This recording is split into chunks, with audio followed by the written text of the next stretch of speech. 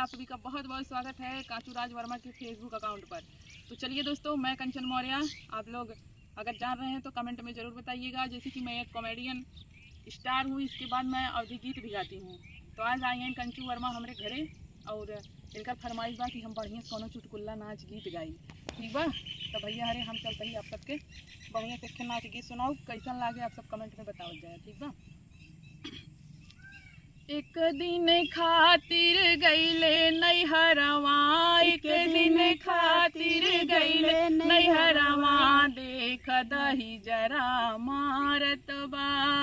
एक दिन खातिर गईले नैहरवा, एक दिन खातिर गईले नैहरवा, देख दही जरा मारत बा।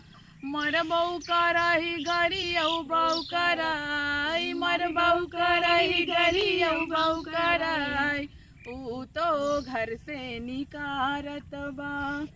बागों में मारई बगैचा में मारई, बागों में मारई बगैचा में मारई, पेड़ावा पे धई धई खुमचत बा। एक दिन खातिर गईले नैहरवा, एक दिन खातिर गईले नैहरवा, देख दही जरा मारत बा।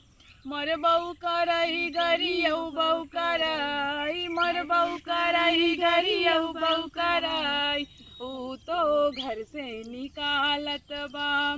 खेता में मारई खरी हनवाऊ में मारई, खेतवाऊ में मारई खरी हनवाऊ में मारई, मेड़ावा पे धई धई खुमचत बा।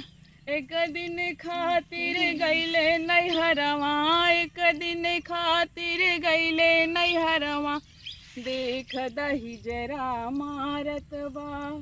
मर बऊ करई गरियौ बऊ करई, मर बऊ करई गरियौ बऊ करई, ऊ तो घर से निकालत बा।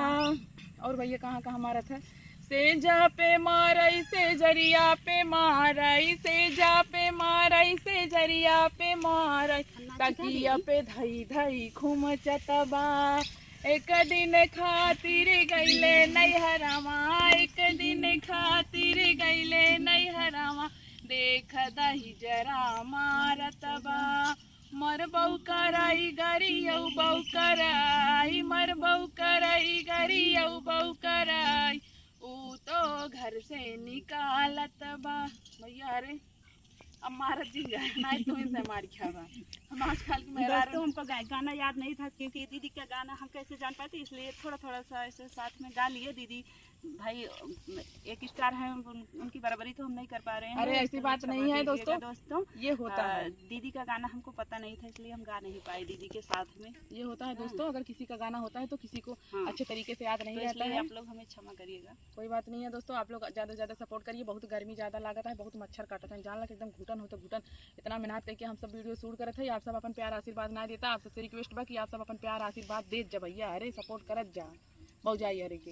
तो चलो ठीक बा, फिर मिले थे अगले वीडियो में। ये वाला वीडियो कैसा लगा आप सब कमेंट में जरूर बताओ जाए। Bye by.